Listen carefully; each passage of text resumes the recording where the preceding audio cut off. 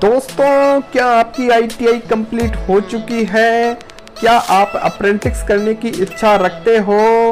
यदि आप अप्रेंटिस करना चाहते हो तो आज का मेरा यह वीडियो आपके लिए बेहद उपयोगी तथा महत्वपूर्ण होने वाला है।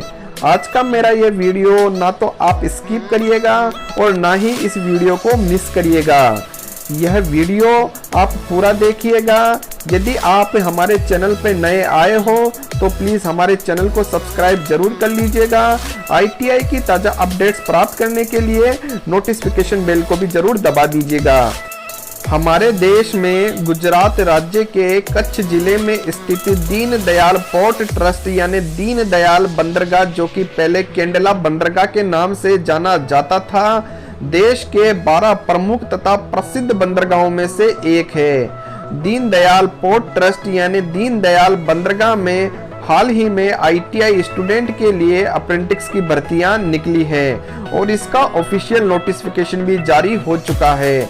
आज मैं इसी ऑफिशियल नोटिफिकेशन के बारे में आपसे चर्चा करूंगा। तो चलिए दोस्तों, जानते हैं। आप देख रहे हो the atom ITI online classes, सफलता की एक शुरुआत।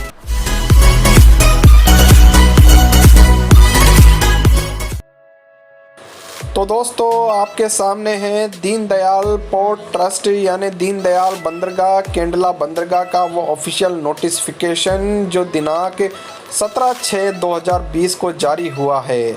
आज इस नोटिफिकेशन के माध्यम से आईटीआई वालों के लिए जो अप्रेंटिस की भर्तियां इसमें निकली है, मैं सारे इंपॉर्टेंट पॉइंट कवर करने वाला हूं।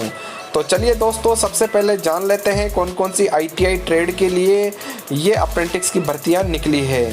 तो ऐसे आईटीआई कैंडिडेट्स जिन्होंने आईटीआई करी है फिटर ट्रेड से, ड्राफ्टमैन सिविल से, मैकेनिक डीजल से, इलेक्ट्रिशियन से, कोपा यानी computer operator and programming assistant से, PSAA यानी प्रोग्रामिंग सिस्टम एडमिनिस्ट्रेशन असिस्टेंट से, वायरमैन से, टर्नर से, वेल्डर से और RAC मैकेनिक यानी refrigeration and air conditioning mechanic से। तो ऐसे आईटीआई कैंडिडेट के लिए ये अप्रेंटिस की भर्तियां निकली है। अब बात कर लेते हैं दोस्तों ट्रेड वाइज अप्रेंटिस की सीटों की। तो सबसे पहले बात करते हैं दोस्तों फिटर ट्रेड की। तो फिटर ट्रेड में 8 सीटें हैं, ड्राफ्टमैन सिविल में भी 8 सीटें हैं, मैकेनिक डीजल और इलेक्ट्रिशियन में 10-10 सीटें हैं, computer operator and programming assistant में और programming and system administration assistant में कुल मिलाकर 30 सीटें हैं, वायरमैन में 10 सीटें हैं, टर्नर और वेल्डर में 6-6 सीटें हैं। इसी प्रकार refrigerator and air conditioning mechanic में 4 सीटें हैं। दोस्तों, कैटेगरी के हिसाब से सीटों का डिस्ट्रीब्यूशन आप इस नोटिफिकेशन में देख सकते हो। अब बात करें एजुकेशन क्वालिफिकेशन की, तो ट्रेड संख्या 1 से 4 तक के लिए आपके पास में आईटीआई होनी चाहिए एनसीवीटी या एससीवीटी से। ट्रेड संख्या 5 में जिसमें कोपा का मेंशन किया गया है यानी computer operator and programming assistant के लिए आईटीआई जो है एससीवीटी से होनी चाहिए। इसी प्रकार programming and system administration assistant में जो है ट्रेड में आपको आईटीआई जो है वो एनसीवीटी ट्रेड से होनी चाहिए। ट्रेड संख्या 6 से 9 तक के लिए आपके पास में आईटीआई एनसीवीटी या फिर एससीवीटी से होनी चाहिए। अब दोस्तों, जान लेते हैं कि अप्रेंटिस की ट्रेनिंग के दौरान आपको कितने वेतनमान हर महीने मिलेगा। तो दोस्तों, आपको बताना चाहता हूं कि आपको हर महीने 7,700 रुपये वेतनमान दिया जाएगा यदि आपने आईटीआई करी है 1 साल के कोर्स की, और आपको 8,050 रुपये दिए जाएंगे यदि आपने ऐसी ट्रेड से आईटीआई करी है जिसकी समयावधि हो 2 साल की। अब दोस्तों, बात कर लेते हैं एज और क्वालिफिकेशन क्राइटेरिया की। तो यदि आपकी आयु दिनांक 30/8/2020 तक 28 वर्ष की हो चुकी है, यानी आप 28 साल या 28 साल से कम के ही होने चाहिए दिनांक 30/8/2020 के अनुसार, तो आप इस भर्ती में अप्लाई कर सकते हो। और यदि बात करूँ एजुकेशन की, तो आपकी आईटीआई कंप्लीट हो जानी चाहिए सन 2016 में या फिर उसके बाद में। 2016 से पहले आपकी आईटीआई कंप्लीट नहीं होनी चाहिए, नहीं तो आप ये फॉर्म अप्लाई नहीं कर पाओगे।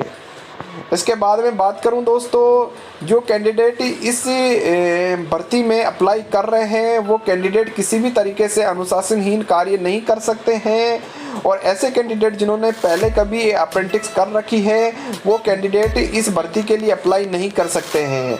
और ऐसे कैंडिडेट भी जो किसी गवर्नमेंट सेक्टर में, पब्लिक सेक्टर में, ऑटोमोनो सेक्टर में और प्राइवेट सेक्टर में कार्य कर रहे हैं या कर चुके हैं वो कैंडिडेट भी इस भर्ती के लिए अप्लाई नहीं कर सकते हैं। जो भी एलिजिबल कैंडिडेट हैं उनको अपनी वैलिड ईमेल आईडी और मोबाइल फ़ोन नंबर प्रोवाइड करवाना होगा। अब बात करते हैं सिलेक्शन क्राइटेरिया की, तो सिलेक्शन जो प्रोसेस होगी वो मेरिट बेस होगी, और मेरिट का जो निर्धारण होगा वो आपके प्रति वर्ष सेमेस्टर में प्राप्त किए गए अंकों के कुल योग के आधार पर होगा। जो भी मेरिट लिस्ट बनेगी वो डीपीटी यानी दीनदयाल पोर्ट ट्रस्ट की ऑफिशियल वेबसाइट www.deendayalport.gov.in पर अपलोड कर दी जाएगी। ऐसे कैंडिडेट जो इस मेरिट लिस्ट में सेलेक्टेड होते हैं उनको डॉक्यूमेंट वेरिफिकेशन के लिए उनके रजिस्टर्ड ईमेल आईडी पर इन्फॉर्म कर दिया जाएगा। ऐसे कैंडिडेट्स को डॉक्यूमेंट वेरिफिकेशन के लिए नीचे दिए गए ओरिजिनल डॉक्यूमेंट्स और उनके फ़ोटोकॉपी का एक सेट प्रस्तुत करना होगा। तो आइए दोस्तों जानते हैं कौन कौन से ओरिजिनल डॉक्यूमेंट्स की आवश्यकता पड़ेगी। आपको ज़रूरत पड़ेगी पासपोर्ट साइज फ़ोटो की, एक आधार कार्ड की जिसमें आपका नाम ITI की मार्कशीट या सर्टिफिकेट से मैच करता हो। साथ ही ज़रूरत पड़ेगी आपको क्लास 10th और 12th की मार्कशीट की। आपको ज़रूरत पड़ेगी स्कूल छोड़े जाने के सर्टिफिकेट अर्थात ट्रांसफ़र सर्टिफिकेट की।